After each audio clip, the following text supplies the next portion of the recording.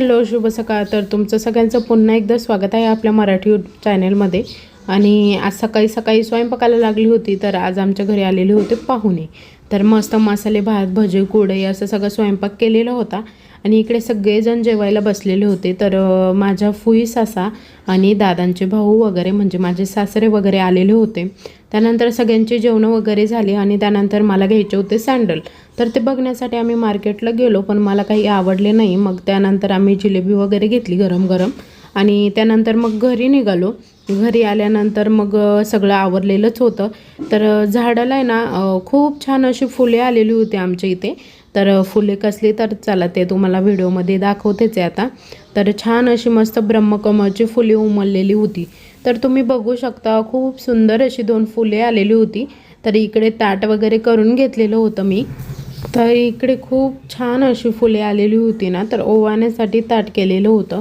कारण की फुलांची पहिली पूजा वगैरे करून औक्षण करून मगच ती फुले तोडावर लागतात. तर ह्या झाडाला अगोदर पण मागच्या वर्षी पण भरपूर अशी फुले आलेली होती. तर मी तुम्हाला मागे व्हिडिओमध्ये दाखवलंच होते. तर एका टायमिंगला 7 ते 8 फुले आलेली होती आणि आत्ता 3 कळ्या आलेल्या आहे, पण त्यातल्या 2 उमललेल्या आहे, 1 उमलायची बाकी. तर खूप छान असे वाटत होते आणि त्या फुलाची खरंच ना रचना एकदमच वेगळी असते. म्हणजे ते आपण एखादं फूल असं पुन्हा असं मावळताना किंवा उमलल्यानंतर पुन्हा झाकताना असं बघितलं आहे का? नाही बघितलं आहे. पण हे फूल उमलल्यानंतर जर ते वेळेवर तोडलं नाही तर सकाळी पुन्हा असं त्याची पुन्हा कळी तयार झालेली असते आणि त्याने मान टाकून दिलेली असते. पण मग फूल कसं शिळं झालं ना झाडावर तर ते सुकून जातं. पण ह्या फुलाचं तसं नसतं. हे फुल आहे ना असं जागीचं पुन्हा गोळा होतं. तर इकडे आईने औक्षण वगैरे करून घेतलं. मीही पूजा वगैरे करून घेतली फुलांची आणि त्यानंतर मग आम्ही महादेवाच्या मंदिरामध्ये गेलो. तर आमच्या जवळच महादेवांचं मंदिर आहे. तर तिथे आम्ही गेलो. तर फुले वाहिल्यानंतर आहे ना खूप छान अगदी मनाला प्रसन्न वाटत होतं. म्हणजे आपल्या बागेमध्ये फुले उमलल्यानंतर अगदी मनाला खूप असं छान वाटत होतं आणि त्या झाडाकडे बघून ना अगदी फ्रेश वाटत होतं. तर त्या फुलाची रचना पण अगदी वेगळी आहे. तर मी तुम्हाला जवळून दाखवते ते फूल. तर खूप असं बघा तुम्ही. तर खूप अशी रचना त्याची वेगळी आहे.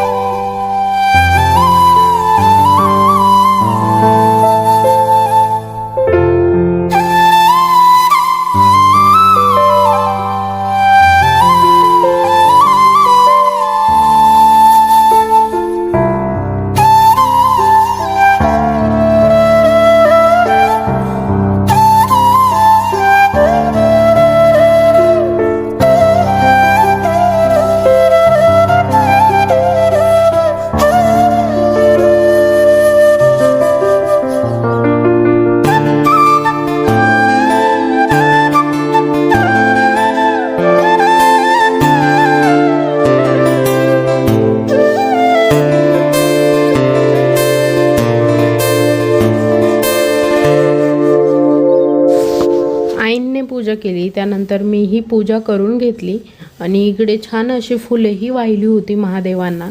तर खूप छान, म्हणजे अगदी पिंडीला अगदी म्हणजे नाही का असं एक रूप आल्यासारखं वाटत होतं. खूप सुंदर वाटत होती फुले वगैरे. हाय हॅलो, तर तुमचं सगळ्यांचं पुन्हा एकदा स्वागत आहे आपल्या मराठी यूट्यूब चॅनलमध्ये. आणि सर्वप्रथम आज सगळ्यांना स्वातंत्र्य दिनाच्या खूप साऱ्या शुभेच्छा. तर आज म्हटलं चला तुमच्याशी थोडं बोलूया. तर कमेंटला उत्तरं द्यायची होती. 2 ते 3 दिवसापासून ना एकच कमेंट सारख्या येत होत्या की ताई, तेलाच्या आणि तुपाचा दिवा लावण्याचं महत्व काय. तर तेलाचा दिवा आणि तुपाचा दिवा का लावावा.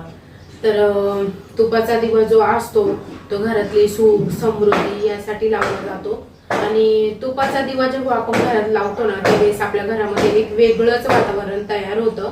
तर म्हणजे तुम्हाला जेव्हा तुपाचा दिवा म्हणजे घरामध्ये आपण लावू ना त्यावेळेस जाणवेल की आपल्या घरातलं वातावरण खरंच खूप असं म्हणजे एकदम प्रसन्न आणि खूप छान वाटतं. आणि तुपाच्या दिव्यामधली जी काही एनर्जी म्हणजे त्याच्याकडे जेव्हा आपण बघतो ना त्या क्षणी आपल्याला काहीतरी वेगळं वाटतं. म्हणजे त्याच्यातून जी निघणारी ऊर्जा असते ना ती खूप सकारात्मक असते. आणि जेव्हा तुपाचा दिवा आहे ना चालू असतो ना, तुपाचा दिवा आणि तेलाच्या दिव्यामध्ये दोन्हींमध्ये तुम्हाला लगेचच फरक दिसेल. तुपाची जी ज्योत असते ना ती बघा कशी दिसते आणि तेलाची बघा कशी दिसते.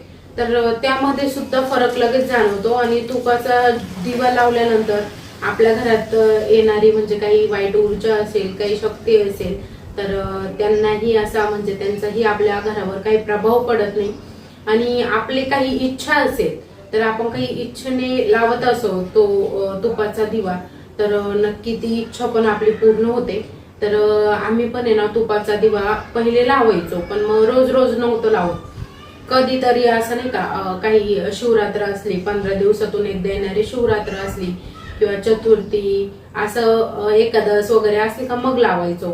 पण मग नंतर मग आईंनी ना चांदीची निरंजन बनवून आणली. मग त्या चांदीची निरंजन मध्ये ना आम्ही रोज ती तुपाची वात आम्ही लावत गेलो. आणि खरंच मलाही फरक जाणवला आमच्या घरामध्ये. तर तिथे म्हणजे मी ते सांगू शकत नाही सगळ्यांना, पण खरंच मलाही तो फरक जाणवला. तुपाचा दिवा लावल्यामुळे खरंच घरामध्ये बदल होतात. आणि तेलाचा दिवा हा आपल्या कुलस्वामिनीसाठी असतो. तर तेलाचा दिवा हा आपल्या उजव्या साईडला म्हणजे उजव्या हाताला आणि तुपाचा दिवा आपल्या डाव्या हाताला असा पाहिजे.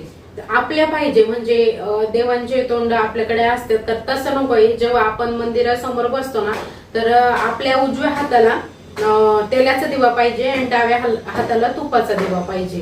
तर आणि आपण कायम लावतो ना तोच दिवा घरामध्ये अखंड ठेवला पाहिजे. नाहीतर मग आज हा लावला, उद्या तो लावला, परवा तो लावला असं अजिबात करू नका. त्या दिव्यामध्ये पण एक शक्ती तयार होते आणि तोच दिवा आपण कायमस्वरूपीचा ठेवला पाहिजे.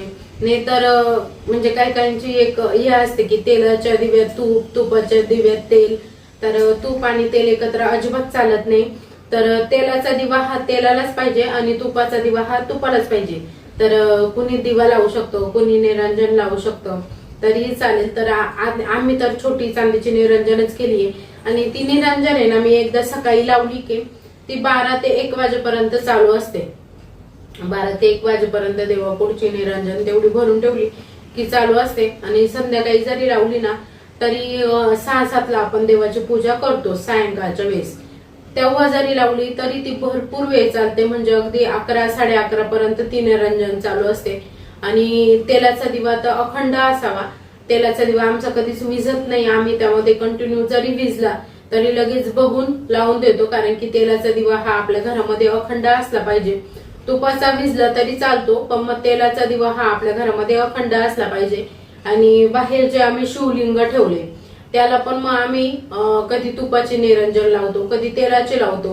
पण मग शनिवार असला की तेलाचे निरंजन लावतो. पण मग त्या दिवशी ना म्हणजे आम्ही तुपाची आणि तेलाची दोन्ही पण निरंजन वेगवेगळ्या ठेवलेले आहे. आपल्याला ते समजलं पाहिजे त्यासाठी ना कधी कधी 2 निरंजन सारखे असतात पण मग आपण वेगळ्या वेगळ्या करून घ्यायच्या नाही का. म्हणजे आपले डिझाईन वगैरे असं वेगवेगळं लक्षात आलं पाहिजे अशा करून घ्यायच्या. आणि किचनवर छोटासा माठ ठेवलेला आहे आम्ही. त्या माठाजवळ पण आहे ना शनिवार, अमावस्या, पौर्णिमा ज्या दिवशी असतं ना त्या दिवशी आम्ही ना अशी मोहरीचं तेलाची बॉटल आणलेली आहे. तर तुम्हाला मी दाखवते मोहरीचं तेल.